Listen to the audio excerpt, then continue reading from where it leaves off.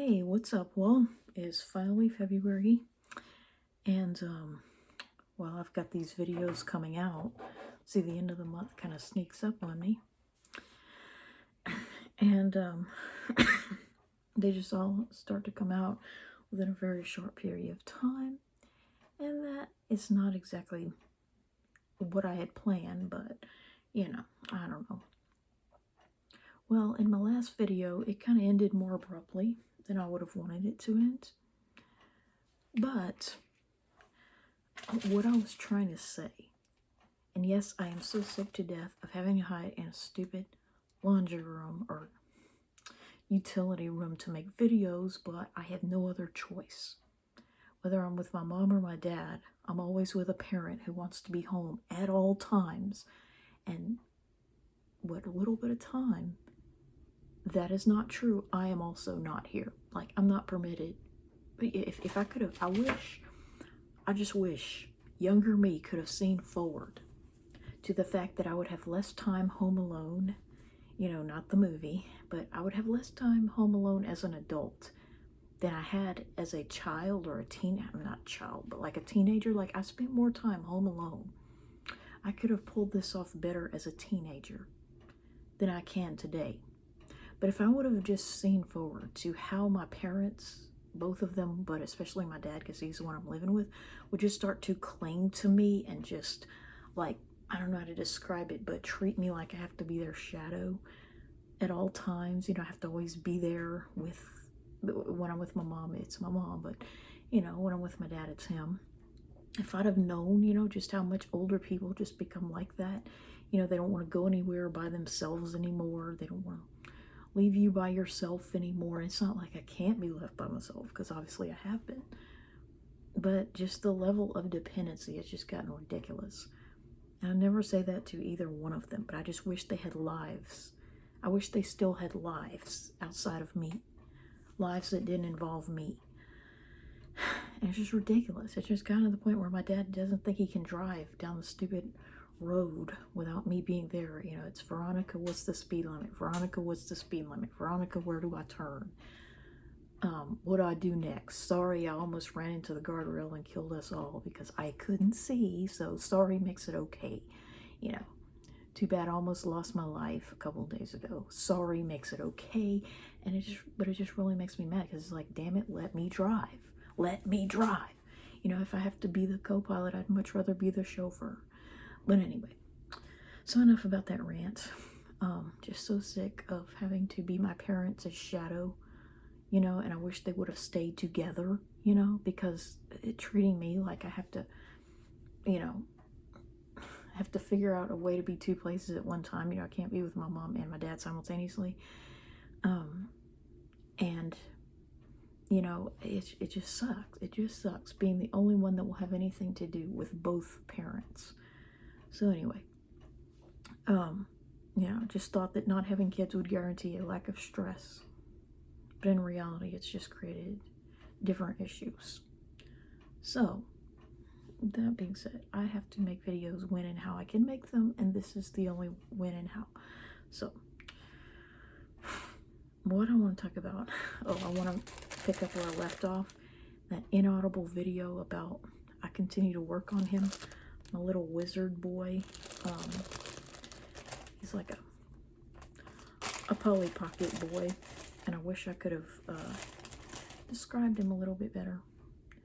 But I honestly did not have a plan. He's kind of like this size. This is like a mini Barbie doll, a 1/18th scale Barbie, and he could be like a 1/18th scale Ken. But as I've stated before, I did not buy him in particular. I just bought a batch of dolls, or a doll lot that included him. And so I've never gotten rid of him because I always wanted to do something, just didn't know what. And I want to talk about, oh yeah, this is the pattern that I downloaded and made. And it's just amazing how, just downloading that, or just drawing it, just looking at it on the internet, drawing it onto a piece of paper, cutting it out, and that's made with my underwear, which is embarrassing to show my underwear, but whatever. It's just whatever material I can get. And I put a little bow tie to say that he's male. And So yeah, I just want to talk in this video. I know I've spent way too long talking about my issues. Oh, and the other thing I want to talk about is how around the time when I started buying those, when I had those Sophia the First figures, see there's Ben 10, and there's Miles from Tomorrowland. Well, I started collecting little boy characters in that scale. You know, not because I had any interest in the shows themselves, you know, because I couldn't care less about Ben 10 or Miles from Tomorrowland, which I tried to force myself to watch a few episodes, just could never get into it. Because it's like the other extreme from Sophia the First, you know? It's kind of like going from the Flintstones to the Jetsons. Never really could get into that. But I like the fact that they had Miles from Tomorrowland figures very close to the Sophia figures, and then they had this rider on Paw Patrol. And the reason why I bought those little boys, well, obviously they're little boys, so even if I never watched the shows, you know, I mean, I know that sounds creepy, like Michael Jackson, but that in and of itself just made me like them. The fact that they were little boys made on the scale of Sophia in them, Sophia and friends, even though they were not princes in her world. But I've just always found that the biggest problem with Sophia the First, the biggest thing that was lacking, what I disliked the most about it, oh, and I named him Wendell because that's, you know, the only character that somewhat, even though Wendell is a redhead, somewhat fits the description of what I wanted him to be. I just wanted another little boy wizard.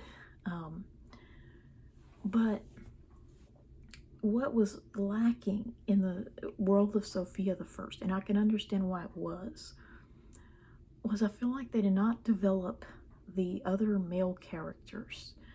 There was not enough development of human male characters roughly the age of Sophia, you know, like Prince Hugo and Desmond and a few other boys that were met on the show at least once, but were never like, I mean, they may have been regular characters, but if they were in multiple episodes, they had a very small role. And I feel like Prince James really didn't have much of a role compared to Amber and Sophia. And he just always seemed like more of a token boy. You know, he did not seem like much of a main character. He just seemed like a token boy that somewhat even expressed that he didn't really want to be there, didn't really care to go on a lot of their adventures. And obviously you never could get used to a voice actor for too long being his voice, for obvious reasons. And you know, just never, I always felt like Prince James was basically the Ken doll among all the Princess Barbies that were the girls. He was like the Tommy or Darren doll of the Chelsea or Kelly or Chelsea dolls. He was like that token boy doll of the characters. And I just always thought he was underdeveloped as a character. And that they didn't have any brunette boys, which is, you know, if you could only have one boy, that's actually the coloration I would much prefer, for a very obvious reason.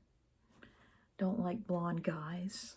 And my mom feels the same way. We like our guys to be at least somewhat darker than us, though not black. And so, you know, I feel like they didn't have any brunette boys, you know? I mean, the perfect coloration would have obviously been like brown hair and blue eyes, or light eyes, kind of like Prince Hugo.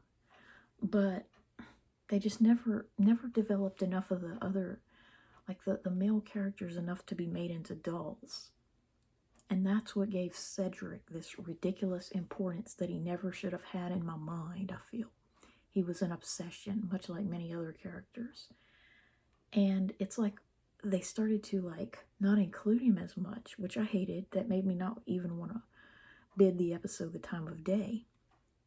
But as they did that, you know, instead of like focusing on other males that were just as cute, just as interesting, you know, instead of like focusing on other male characters that could have been developed enough to make into a doll, they started introducing too many girl characters. It's like, yes, I get that the target audience is girls, you know, and that girl dolls might sell better. But, you know, they just really should have maybe developed some more male characters enough to be made into at least one other human male doll.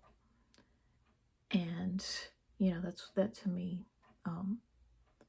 maybe not the only reason, but that's part of part of what gave Cedric, and by extension Jess Harnell, that ridiculous level of importance, as in, I don't even bother watching a show if he's not there. So, and that's why I never got into Elena of Avalar, because it was everything I disliked about Sophia, but without Cedric. And Mateo is not a Cedric. Never will he. So yeah, it's like, so I spent 11 minutes talking about that crap. So the other thing I wanted to talk about is like, just more of the same. You know, I really wish I could move on and stop talking about it, but, you know, I've often wondered, you know, I mean, no one can change what I believe about these things, you know, and the mere fact that they would like to silence me about them is all the proof I need that I'm right. But what I've often wondered is like, why aren't the voice actors? Yeah, I mean, it's really only one person that ever fought hard against me on any of this crap. But I honestly, you know, I wonder why none of the voice actors behind the characters have ever really spoken out against the things that I've always been saying, the various things. You know, because like, if I'm so wrong, you know, why don't people like Cheryl Chase, voice of Angelica, ever go online, make a video and say, I would never provide the voice of a girl that pooped herself. I would never provide the voice of a diaper girl at 3 years old. I would never, you know, allow that to happen to my character. You know, why don't she, I mean, they could even animate the stupid character making a video response, but yet no one has ever video responsed any of my videos and told me why I'm wrong. You know, not why they could be right, but why am I wrong? You know, it isn't, I mean, saying that 3 plus 3 is 6 does not disprove 2 plus 2 being 4, as I've stated before. You know, we could both be right.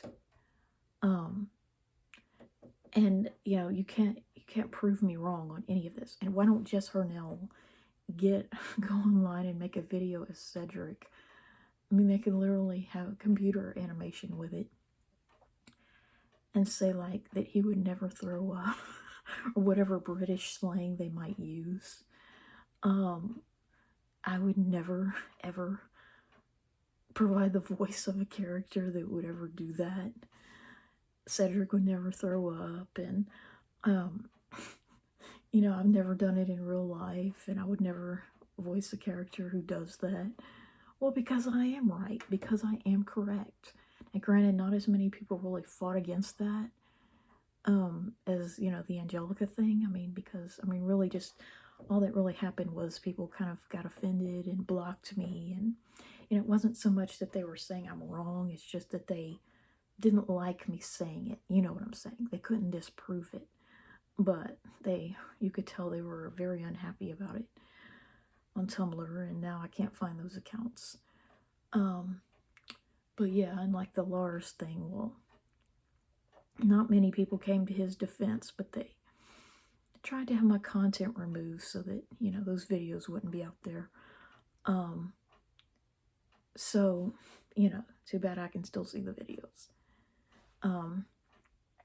So anyway, but I just feel like, you know, I do not see Angelica as being a 3-year-old girl. You know, why there are these people that have made it their life mission to protect the characters in the show from all these things that I have to say about her in the show. I really don't know. Perhaps they're being paid to do it. But I do not see her as a 3-year-old girl. I see her as an antagonist, a purple-wearing villain. No different, no better than Lars and Cedric. I see her as just right up there with every other villain that's ever existed. She's not a 3-year-old girl to me in need of protection. And people who regard her as such are automatically crap in my mind. And so one thing I've noticed about antagonists is how, two things. Okay, for one thing, they often wear purple and cover more of their body to be more mysterious. The other thing is that, and I've analyzed, why purple and black for antagonists, and why the primary colors such as light blue for protagonists and heroes. And I really thought about it for a while. Why would blue and light colors and less clothing represent heroes or protagonists, and purple and black and more clothing represent antagonists? And I really thought about it, and I came up with this idea that purple, with a little bit of black, is kind of like the night sky. I mean, when you really think of it, it does have a celestial vibe, like a space vibe about it. And purple, dark purple and black remind you of the night sky. And, green is like aliens. That's a secondary color that a lot of antagonists wear, like Lars and Cedric. And, but, and of course, Angelica's tights are like the world globe, blue and green. But antagonists have a color palette that often reminds you of the night sky. And that describes Cedric's robe, a very dark purple. And it's a color of mystery, mysterious things. Okay, and more clothing, it's like coldness, nighttime, being mysterious. The more you cover on your body, the less known you'll be if you try to steal something at a store. A guy in a Spider-Man costume could steal just about anything. But a hero, on the other hand, they often wear light blues and less clothing. And in the case of Otto Rocket, he's wearing yellow. And Tommy has more of a periwinkle blue. And Sophia has a light purple. Well, you know what that looks like? It looks more like the daytime sky. Primary colors such as light blue, light yellow, maybe, red doesn't go along with that, but it's a primary color. Oh, I guess it could be the sun. But colors like light blue and light yellow, what do those colors remind you of? The daytime sky. And in the case of Otto Rocket, he's wearing a yellow shirt, but guess what color the sky is on the Rocket Power show most of the time? It's normally yellow. Because it's normally like sunset or something like that in California to make it look sunny. And on the Rugrats, it's more of a periwinkle purple. And Tommy's shirt is more periwinkle blue. And so, a protagonist is kind of like the daytime sky, and, less clothing makes you think about summertime and warmth and being more relaxed and laid back. Like they have nothing to hide. They're more relatable, more of a regular person, showing a little bit of skin. But then the antagonist is more like nighttime, wintertime, mystery, darkness. And it's so true. I really got to thinking about it. How they're color-coded in that way in many cases, and maybe not every case. I mean, especially, if it isn't a children's show, like more of an adult show. So, and another thing about antagonists that I've noticed, they often have a lot in common with the protagonist. So that, like Angelica and Tommy, they're first cousins. They share the same last name, same eye shape. And they have a lot in common. He could almost put on a wig with pigtails and look like her. and her as a baby. And Courtney Gripling and Ginger on As Told by Ginger are so similar that one time Ginger was able to pass for Courtney with her hair dyed red. Was it Deja Vu or something like that? Otto Rocket and Lars on Rocket Power have a similar skin tone. And of course, they're both into sports. They both want to be the best. Cedric and Sophia, although they're not even in the same age group or the same gender, they both have in common that, a love for magic, and of course they like the amulet a lot. They both have magical powers. They both, well, obviously they're into witchcraft and sorcery, which a lot of parents probably don't approve. They both love purple, though a different shade. And so, they both secretly just want to be in each other's company, even though, one of them has a kind of a bad reason, wanting the amulet. But yeah, it's like they both crave something that the other can provide, but they don't want to admit it. So yeah, it's like the protagonist and the antagonist often will have a lot in common in a strange way. Strange and mysterious way. And the other thing is that it just really makes me mad because, as I've stated before, my interest in a show always seems to begin and end with how much harm can be done to the antagonist. As I've stated before, for me it's just all about the antagonist. An episode will never be memorable in my mind because great things happen to a protagonist, because Otto won a bigger trophy that he wasn't expecting to get.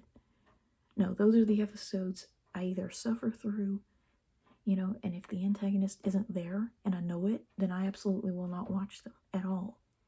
Like Bad Little Dragon. I mean, what the hell do I care about a stupid new dragon on Sophia the First? So, and if Cedric isn't there, now perhaps if it was Cedric's dragon, then I might have some interest. But the point is, as I've stated before, I mean, I am all about, an episode to me is memorable because of what happens to the antagonist, not the protagonist. I want to see bad things happen to bad people, not good things happen to good people, if you know what I mean. Too much, it's just too much Otto wins a trophy and not enough Lars gets a ride to the hospital in an ambulance, if you know what I mean. An episode is memorable to me because I see bodily fluids, or am informed in some way of bodily fluids coming out of an antagonist, not because a protagonist gets to be happier than they otherwise would be. I remember the episodes of Rocket Power where Lars' legs are just all busted up and bloody, or he's crying, or he, the throwing up thing with the Typhoid Sam, or, things like that are what I remember about a show. It's not, good things happening to the protagonist, or the protagonist meets new friends and is happy. Well, no. And I've just always felt that the children's shows and cartoons do not focus, they downplay what happens to the antagonist, almost to the point where, like in that movie, people just to this day will deny it, no matter how much evidence there is, And you see, that's the problem that I have with what they're saying. It's not that I would give a tinker's damn, if it even could be proven that, yes, I mean, Tommy did in fact need a diaper change, after 12 hours or 24 hours of wearing the same diaper, he finally used it for its intended purpose. Well, I wouldn't care, because, that would be, I mean, if something is included in a movie, it has to have significance, and that just wouldn't have the significance to even be included in a movie. Okay, well, that's not what I have an issue with. I wouldn't care if all of them needed some type of diaper change. I mean, they all needed a bath. Okay, but what I'm, I guess, getting off on, so to speak, is, You know, the humiliation of the antagonist being brought down is what I want. Yeah, that's the problem I have. It's not me having a problem with Tommy doing it. It's me having a problem with them saying Angelica didn't do it, even though there's no proof that she didn't. You know what I'm saying? Even Tommy having done it is not proof that she didn't. You know, because when I say like that Cedric vomited, well, I'm well aware that Sophia likely did as well. And that's great. You know, that's cool. You know, I don't mind a protagonist having to suffer just a little bit, even if it's the same exact thing. You know, like the Fiji flu thing on Rocket Power. You know, I don't mind the fact that Otto also vomited. And of course, Sam, you know, he was the first one to do it. And probably Twister, but they didn't show that. And Reggie. I don't mind, you know, the protagonist also having to suffer. You know, like if there was an episode wherein Sophia, Amber, and James all had a cold, and they gave it to Cedric, who was being an asshole, you know, by saying that he doesn't like children. I mean, obviously this never happened, but let's just pretend, you know, I wrote it, and this is how it went. You know, he's, you know, telling them that they're gross, and he doesn't want them to give him their colds, and they did anyway, somehow. He still got a cold, or you know, his niece somehow gave it to him, and he wasn't expecting that. But I wouldn't care. But you see, that's the kind of episode that I would write and enjoy thoroughly. Okay, so it's not so much me not wanting the protagonist to suffer. Because, you know, you look at every one of those cases, you know, Tommy is the protagonist on Rugrats, and he also vomited at some point. But that's not as much of a thrill, even though I'm okay with it. I like that episode, but I like it better than Angelica did because she's the antagonist. And so, you know, it's not so much that I want the protagonist not to suffer as it is I want the antagonist to suffer. You know what I'm saying? I mean, kind of like when you punch somebody in the face. Are you going to hurt your hand? Absolutely. Your hand is not going to feel good when you punch somebody in the face, but they still need to be punched in the face. And so that's how I feel. You know, I'm okay with protagonists also suffering. You know what I'm saying? Like the episode where Lars is all scraped up. Well, the other kids were scraped up too. But I'm glad because Lars was.